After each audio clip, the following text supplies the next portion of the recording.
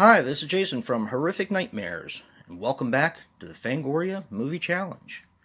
This is the segment I do with my good buddy Joe the Horror Man, where we're not only going to watch, but also review all 101 movies Fangoria thinks we should have seen.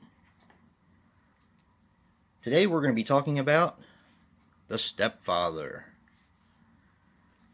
The Stepfather is a 1987 film which runs approximately 90 minutes and is directed by Joseph Rubens. Now, he was responsible for Dreamscape, The Good Son, and Money Train. Now, this stars Terry O'Quinn as Jerry Blake. He was in The Rocketeer, Young Guns, and a ton of TV. This also stars Jill Sholin as Stephanie Main. She was in Cutting Class, The Phantom of the Opera, the remake with Robert Englund, and Babes in Toyland with Keanu Reeves. See that, Joe? I actually got that right for a change. And Shelley Hack as Susan. She was in Annie Hall, The King of Comedy, and Troll. Now, this was actually based on a real-life serial killer called John List from New Jersey, who was an accountant that got fired and actually killed his family. And it had a worldwide gross of $2.5 million. Alright, Terry O'Quinn, in the beginning of the film, you find out that he is the stepfather to a family, and he has brutally murdered everyone in that family. He changes his look, moves to a new town, and basically does the same thing.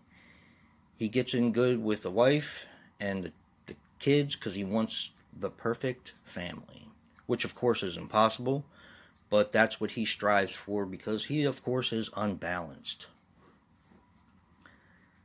And things start to go wrong in this family, and that's pretty much where I'm going to leave the story because it doesn't really have much of a story to it.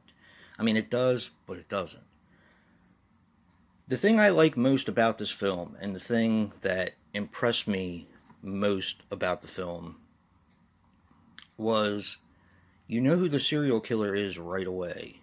You know he's Terry O'Quinn, and you know he's moving on to a new family, and you're basically just waiting for the other shoe to drop for the entire film. How much can he take before he snaps and kills this family as well?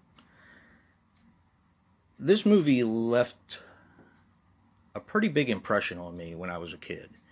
And this was kind of weird because I've stated in the past many times that my mom and dad didn't like horror.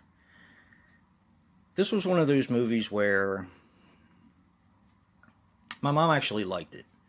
Up until the brutality of the phone. And I'm not going to say anything more about that segment, but that definitely left an impression on me as a young kid watching this film.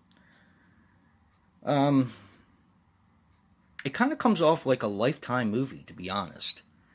I think that's why it draws people in. Even with the remake, it just comes off kind of like one of those Lifetime movies, only a more extreme version of it. So, with that being said,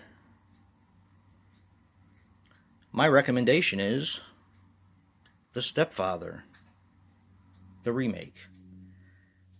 Let's get it out there. Let the hate begin. For some reason, and I don't understand what it is, people seem to hate this remake. I am not one of those people. I actually love this remake, and I think while it's not as good as the original, because Terry O'Quinn is amazing, I find it to be somewhat close to the original. I like the things that they changed. In the film, I like the fact that it was a boy instead of a girl in the family. It kind of changes the dynamic a bit.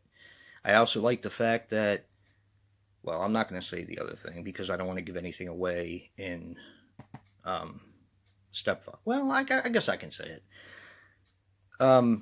In the original, the father of the family that is through most of the film, he actually died a year before.